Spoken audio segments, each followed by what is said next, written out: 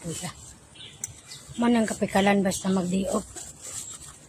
Kay sakit ang mga katilan. Kapoy.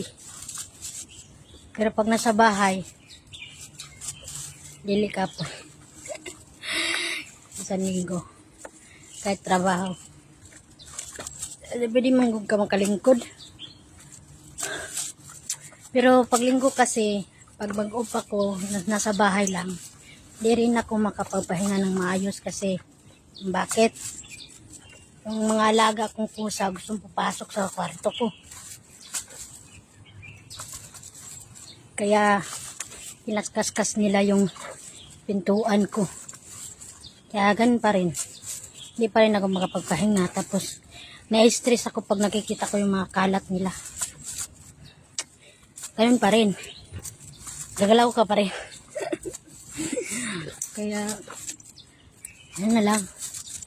Labas na lang. Kaysa sa loob ka ng bahay. Kasi para naman maiba.